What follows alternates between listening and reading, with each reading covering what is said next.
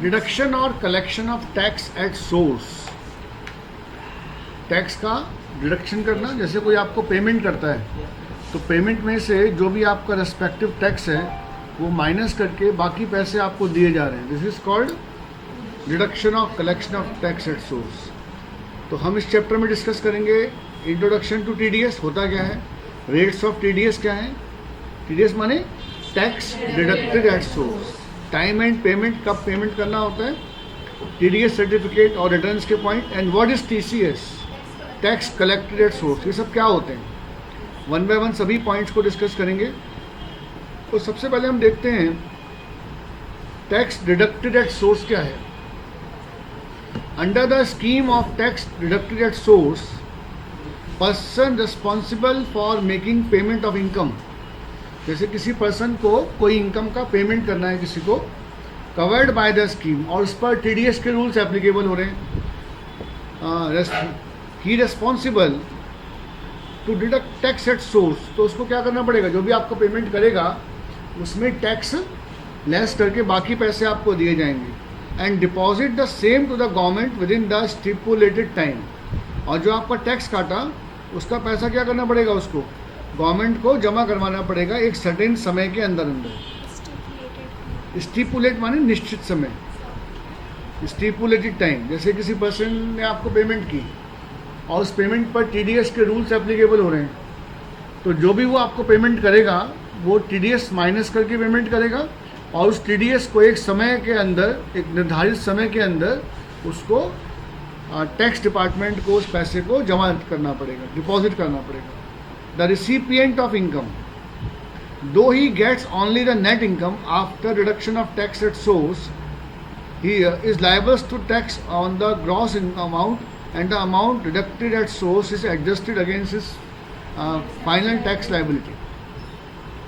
जैसे आपकी इनकम हुई, आप सपोज आपका इनकम हुआ 10,000 रुपीज़ और आपका 10% का टीडीएस बनता है, तो 10,000 का 10% कितना हो गया 1,000, तो आपको ओवरऑल कैश कितना मिला 9,000। तो पहले हम अपनी इनकम 10,000 मानकर पूरी इनकम पर जो टैक्स बनता है वो निकालेंगे, और जो भी हमारा टैक्स बनेगा, माने सबसे पहले क्या करेंगे, liable to tax on gross amount and the amount deducted at source. और जो आपका टैक्स माइनस हुआ था, लाइक फॉर एग्जांपल 1,000, तो उस 1,000 रुपये को हम अपनी फाइनल टैक्स लायबिलिटी में माइनस कर देंगे। जैसे मैंने 10,000 रुपये की इनकम मानकर उस पर टैक्स निकाल लिया, तो जो भी मेरा टैक्स बनेगा उसमें से 1,000 रुपीज़ माइनस कर देंगे, क्योंकि मुझे मिले कितने थे 9,000, और 1,000 रुपया मेरे नाम का टैक्स का माइनस हो चुका है।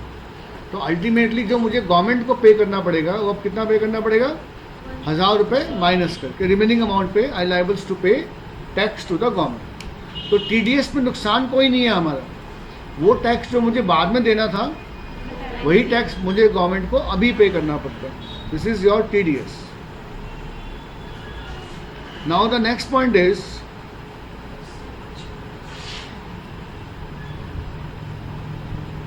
TDS was introduced in India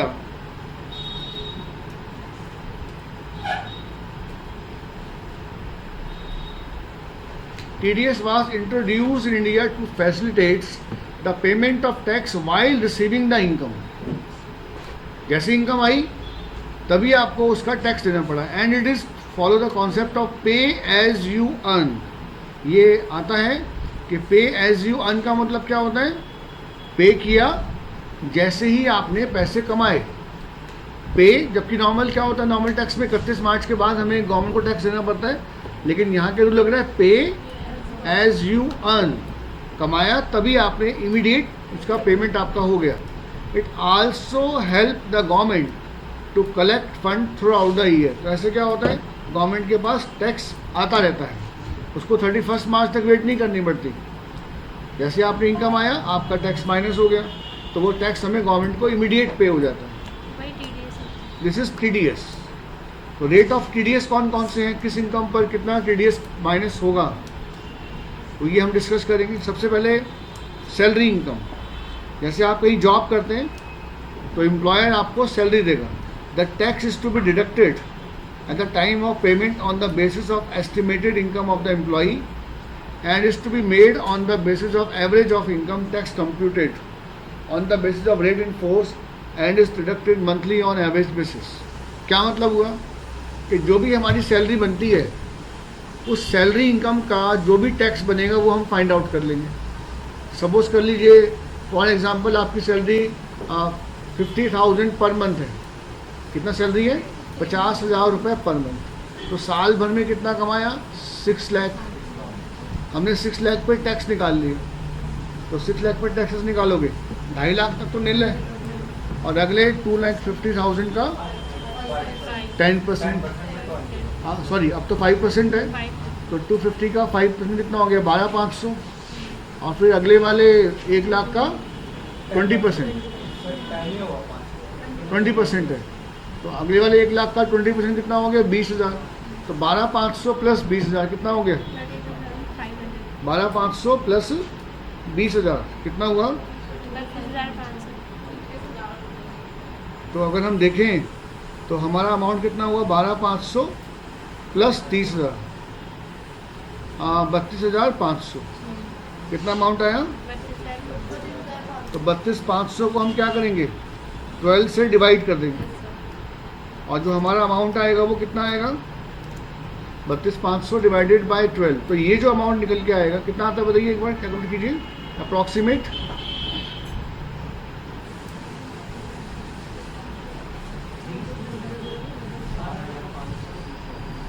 32,500 divided by 12. 2709. हाँ 2709. 2709. नहीं सर 8 हाँ 8 अप्रॉक्सीमेट 2708. 2708 अप्रॉक्सीमेट अमाउंट आ गया. तो जब भी आपको मंथली सैलरी मिलेगा तो एम्प्लॉयर आपको 2708 माइनस करके बाकी पैसे आपको देगा. ये 2708 हमारा टीडीएस हो गया. फिर से तो last ओवरऑल में तो- पूरे साल में कितना टीडीएस माइनस हुआ? 32,500. तो जब मैं अपनी ग्रॉस इनकम पे टैक्स निकालूंगा तो 32,500 पहले ही मेरे नाम से गवर्नमेंट को डिपॉजिट हो चुका है. सर मंथली हम इतना देते फिर तो 1 साल के बाद तो हमें कोई टैक्स नहीं देना होगा. नहीं, ये डिपेंड करता है आपका सैलरी के अलावा यदि कोई और इनकम भी हो सकता है तो कंप्लीट ग्रॉस इनकम पे टैक्स निकाला जाएगा. जो आपकी सारी सैलरी इनकम, और हम हर मंथली इतना पे कर दे फिर तो नहीं देना होगा. हाँ सिर्फ सैलरी और हाँ फिर सैलरी होगा, लेकिन आपको इनकम टैक्स की रिटर्न तो फाइल करनी पड़ेगी ना. रिटर्न में हम दिखाएंगे कि हमारा इतना टैक्स बनता है और इतना मैं टैक्स ऑलरेडी पे कर चुका हूँ. तो यदि ऐसा भी हो सकता है कि आपका टैक्स कम बनता हो तो बाकी टैक्स का क्या हो जाएगा? आपको रिफंड मिल जाएगा. तो रिटर्न तो हमें दिखाना पड़ेगा, जिसमें हम सारी डिटेल्स को मेंशन करेंगे कि भाई हमारा इतना टैक्स बनता है, इतना हमारा हम पे कर चुके हैं, तो रिमेनिंग मेरे को या तो आप रिफंड करो या जो एक्स्ट्रा टैक्स बनता है वो आप मेरे से चार्ज करो. तो बेसिकली 32 इस एग्जांपल के हिसाब से 32,500 वो टैक्स हैं जो हम ऑलरेडी टीडीएस के पॉइंट ऑफ व्यू से टीडीएस के रूप में पेमेंट कर चुके हैं. ठीक है. और रेट ऑफ टैक्स कैसा है? As per slab rate. Salary income में नेचुरल सी बात है, जो आदमी जॉब करेगा उसका टैक्स का रेट कितना है? स्लैब रेट, जो मैंने आपको भी बताया कितना 2.5 लाख. फिर 2.5 लाख से जो रूल है उसके अकॉर्डिंग. ठीक है. Next point is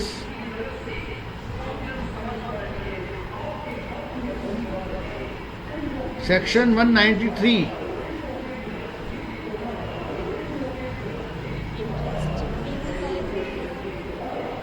section 193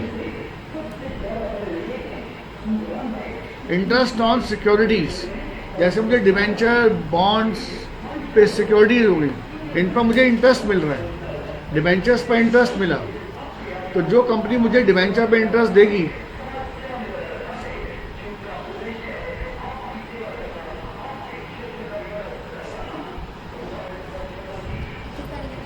interest on securities. ठीक है. तो अगर मेरा इंटरेस्ट 2,500 रुपये पर एनम से ज़्यादा है, इन case of debenture issued by listed company the limit is 5,000. माने 2,500 रुपये पर एनम तक तो कोई टैक्स नहीं कटेगा, और अगर लिस्टेड डिबेंचर है तो 5,000 तक पे कोई टैक्स नहीं कटेगा. ठीक है. और यदि टैक्स सेविंग बॉन्ड है तो 10,000 की लिमिट है, और इसके ऊपर यदि इंटरेस्ट बनेगा तो नॉर्मल रूल कितना है? लिस्टेड कंपनी के डिबेंचर खरीदे हुए हैं और उसका इंटरेस्ट मिलेगा तो 5,000, नॉन लिस्टेड डिबेंचर्स खरीदे हुए हैं उसका इंटरेस्ट मिलेगा तो 2,500. इसके ऊपर यदि इंटरेस्ट बनेगा तो आपको 10% से TDS कट के बाकी पैसे मिलेंगे। जैसे मेरा इंटरेस्ट बनता है 10,000 रुपये, तो 10% माइनस होकर कितना पैसा मिलेगा मुझे? 9,000। ठीक है, तो इसका जो रेट ऑफ TDS है, this is your 10%। Deemed dividend, अगर डिविडेंड मिला है company is not subject to dividend tax. अगर कंपनी इस पर कॉर्पोरेट डिविडेंड टैक्स नहीं दे रही है, तो अगर कंपनी कॉर्पोरेट डिविडेंड टैक्स देने के बाद आपको डिविडेंड देती है, तो फिर वो dividend in the hands of share holder are not taxable. क्या बोलते हैं? कॉर्पोरेट डिविडेंड टैक्स है डिविडेंड डिस्ट्रीब्यूशन टैक्स। अगर विदाउट डिविडेंड डिस्ट्रीब्यूशन टैक्स आपको डिविडेंड दिया गया है, तो 2500 रुपये तक की इनकम पर तो TDS नहीं कटेगा। अगर 2500 से ज़्यादा का डिविडेंड मिला है तो कितना कटेगा? 10%। Interest other than interest on securities, section 193 में कौन सा इंटरेस्ट था? सिक्योरिटीज़ का। अगर अदर देन सिक्योरिटीज़ हैं तो 10,000 तक पे तो कोई TDS नहीं कटेगा। 10,000 के ऊपर होगा तो 10% से आपको TDS माइनस होके पैसे मिलेंगे। Winning of lottery, puzzles, card games, 10,000 रुपये तक कोई TDS नहीं कटेगा। 10,000 से ज़्यादा है तो 30% के रेट से आपको TDS कटकर बाकी पैसे मिलेंगे।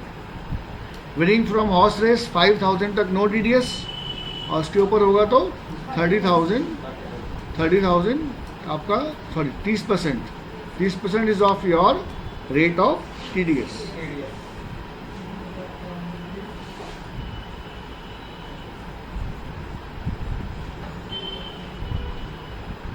Now the next point is payment to contractor और सब कॉन्ट्रैक्टर। जैसे आपने कोई कॉन्ट्रैक्ट बेसिस पे काम किया और मैं उस तो जिसको मैंने कॉन्ट्रैक्ट दिया था वो कौन है? कॉन्ट्रैक्टर। और जिसने काम दिया था वो उसको पेमेंट कर रहा है। तो सिंगल पेमेंट अगर 30,000 से ज़्यादा है तो 1% TDS काट के देंगे फॉर इंडिविजुअल एंड HUF को पेमेंट करोगे। और यदि कॉन्ट्रैक्टर कोई फर्म या कोई कंपनी है तो 2% से काट कर बाकी पैसे उसको दोगे। और यदि aggregate value of the year 75,000, माने दो बातें हैं, या तो सिंगल पेमेंट 30,000 से ज़्यादा जा रही हो, या कॉन्ट्रैक्ट का जो एग्रीगेट अमाउंट है वो 75,000 से ज़्यादा हो, तो हमें जो पैसे मिलेंगे वो TDS कट के हम पेमेंट करेंगे। नॉर्मल रूल कितना है? इंडिविजुअल को पेमेंट करोगे या HUF को पेमेंट करोगे तो 1% है, और बाकी सब के लिए पेमेंट ऑफ रेट कितना है? 2%। तो प्रैक्टिकली ये बहुत कम यूज होता है। मेन तो जो आपको मैंने ऊपर जो बताए थे पॉइंट, कौन कौन से? इंटरेस्ट ऑन सिक्योरिटीज़ और सैलरी पे जो काम करता है उसके लिए। इंश्योरेंस कमीशन, इंश्योरेंस कंपनी में आप इंश्योरेंस एजेंट हैं और आपको क्या मिल रहा है? कमीशन। तो यदि आपका अमाउंट ऑफ कमीशन 20,000 से ज़्यादा है तो 10% TDS कट के बाकी पैसे आपको मिलेंगे। ब्रोकरेज कमीशन कोई मिल रही है, कोई काम करवाया आपने किसी का, उसका ब्रोकरेज मिल रहा है या कोई कमीशन मिला है, तो 5,000 तक कोई प्रॉब्लम नहीं है। उसके ऊपर जो बनेगा तो 10% का TDS कटेगा। Rent, land, building, furniture, fitting, plant and machinery, यदि पूरे साल में आप रेंट पे कर रहे हैं और रेंट का जो अमाउंट है वो 1,80,000 रुपये से ज़्यादा है, तो आप जो पेमेंट करोगे वो 10% TDS काट के पेमेंट करोगे। प्लांट मशीनरी है तो 2% आपने रेंट पे दिया है, लैंड, बिल्डिंग, फर्नीचर, फिटिंग।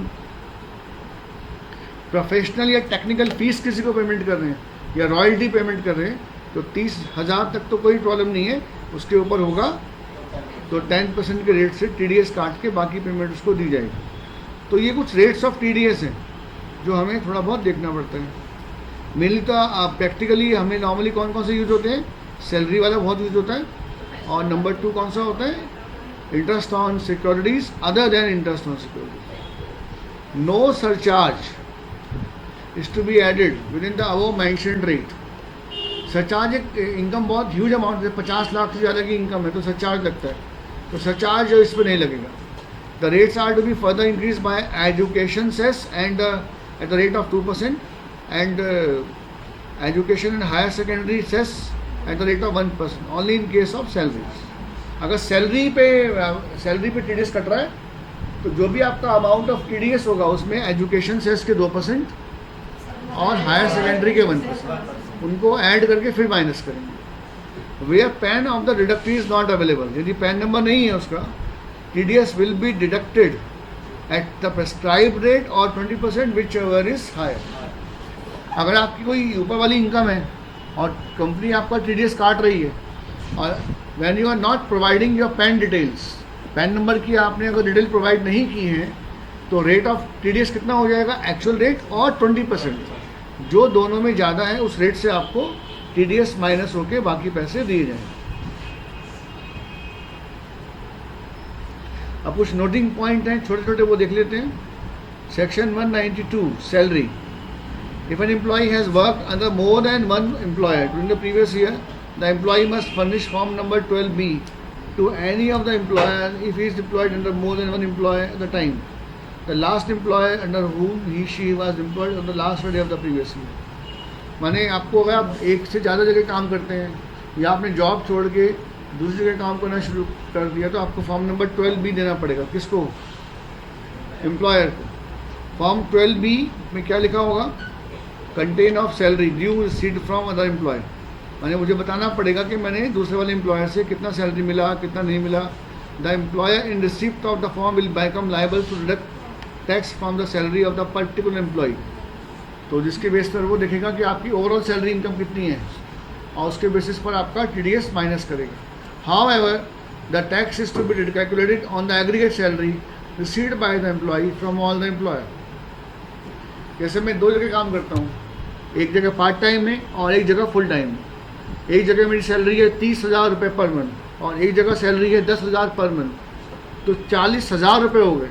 तो 40,000 के अकॉर्डिंग जो टैक्स बनता होगा वो TDS काटेगा। नॉर्मली कौन काटता है? जिसकी जो आपको हायर इनकम दे रहा है, तो वो आपको डिक्लेरेशन देनी पड़ेगी अंडर फॉर्म नंबर 12B। किसको देंगे डिक्लेरेशन? एम्प्लॉय को देंगे। कौन देगा? एम्प्लॉय देंगे। हाँ, एक को हम बोल देंगे भाई वो माइनस कर रहा है तो वो दूसरा फॉर्म उसको मिल जाएगा 40 पे। अगर हम उसको डिटेल नहीं देंगे तो वो 30 पे माइनस करेगा। व्हेन यू विल डिस्क्लोज तो फिर वो 40 पे माइनस करेगा। फॉर्म 12B हम जब उसको देंगे तो उसके पास ये प्रूफ है कि मैं क्यों 40 पे माइनस कर रहा हूँ। Form 12B contain detail of salary due received from other employer. The employer हाँ, जो लोअर वाला है वो तो वैसे भी नहीं काट रहा आपका TDS। जो 10,000 पर मंथ आपको पे कर रहा है, साल भर की इनकम कितनी हुई?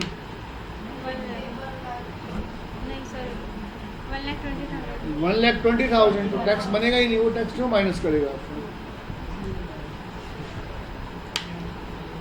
Will become liable to deduct tax from salary of particular employ.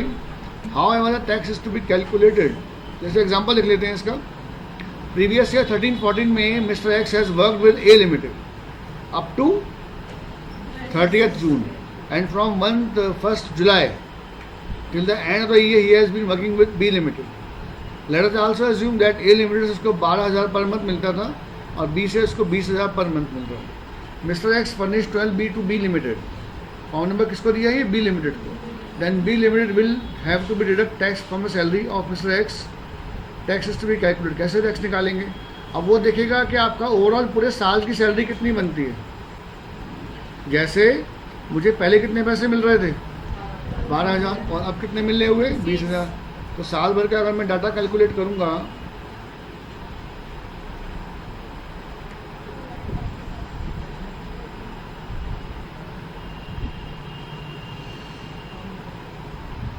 तो लॉजिकली इसको 12,000 रुपये कितने महीने मिले?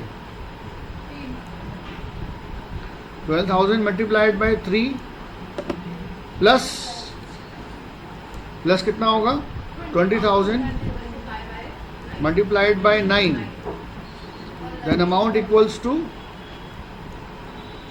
504,000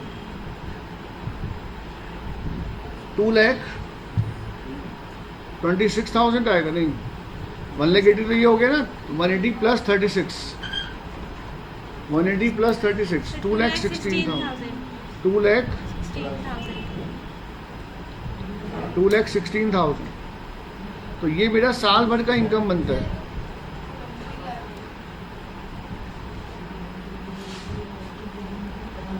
ये मेरा साल भर का इनकम बनता है। तो लॉजिकली तो TDS कटना ही नहीं है।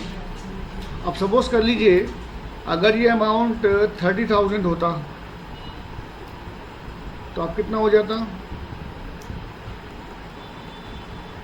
270 प्लस 36 कितना? 3,06,000।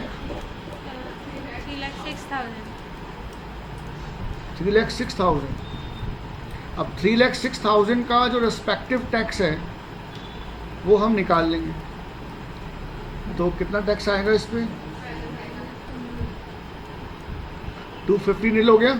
Yes, sir. और 250 के बाद कितना होगा? 56,000 का 5%, 2,800। 56,000 का 5%,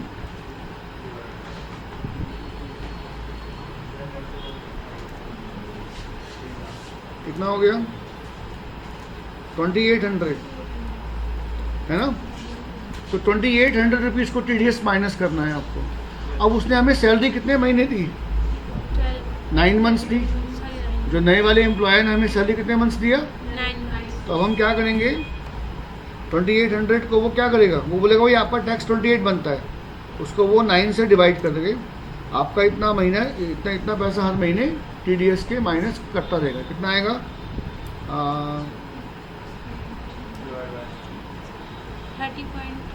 30.300 300 कुछ आएगा।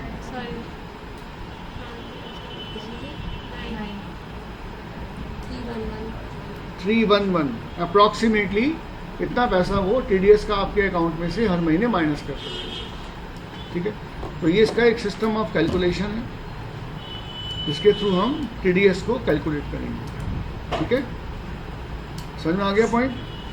अगर मैं ये इसको डिक्लेरेशन नहीं देता, क्योंकि मुझे इसको बताना पड़ेगा कि पहले मैं कहीं काम करता था तो मेरी इतनी सैलरी मिलती थी। जब हम 30,000 वाले को देंगे TDS, तो फिर उनके इनकम क्यों वो करेंगे प्लस 12,000 का? क्योंकि वो तो ये देखेगा कि आपका होल ईयर कितना इनकम है। TDS जो माइनस करेगा वो कंप्लीट सैलरी इनकम पे काउंट करेगा। फिर चाहे आपने यहाँ से लिया हो, जब हम उसको फॉर्म नंबर 12B देंगे तो फॉर्म 12B एक डिक्लेरेशन है जिसमें ये लिखा हुआ है कि भाई मेरी पहले इतनी इनकम थी। ठीक है, लेकिन वो इनकम तो कहीं और से आती है, तो हम इस वाले employer अगर मैं डिक्लेरेशन नहीं दूंगा तो वो सिंपली क्या करेगा? अपने 2,70,000 के हिसाब से टैक्स काउंट करेगा। 20,000 का 5%। बिल्कुल, when you will provide declaration दोगे। फॉर्म पहले दोनों एम्प्लॉयर को देना पड़ेगा, उसे ही बताना पड़ेगा कि नहीं, जो जहाँ पहले काम करता है वहाँ तो छोड़ ही चुका है जॉब, दूसरे वाले को डिक्लेरेशन दे रहे हैं कि मैं पहले यहाँ काम करता था तो यहाँ से मुझे इतने पैसे मिले थे। अगर वो काम नहीं दिखाएगा तो कोई इशू नहीं है। अगर वो सिंपली ये बोलता है कि मैं पहले कहीं काम नहीं करता था तो कोई प्रॉब्लम नहीं है। अगर वो पहले काम करता था तो उसको टोटल सैलरी शो करनी पड़ेगी अपनी, कि पूरे साल में उसने income under the head salary कितने पैसे कमाए। जैसे आप कहीं जॉब के लिए गए तो आपने बोला मैं यहाँ पे अभी ऑलरेडी काम करता हूँ और आपके यहाँ जॉब के लिए आ रहा हूँ और ये मेरी सैलरी है जो मैं अभी ले रहा हूँ। तो एम्प्लॉयर आपसे फॉर्म नंबर 12B लेगा कि भाई ओवरऑल आप इतनी सैलरी पहले ले चुके हैं, इतना आप हमसे लेंगे, तो उसके अकॉर्डिंग आपका इतना इनकम बनेगा। उस इनकम पर फिर आपको हमें इनकम टैक्स पे करना पड़ेगा। समझ में आ गया?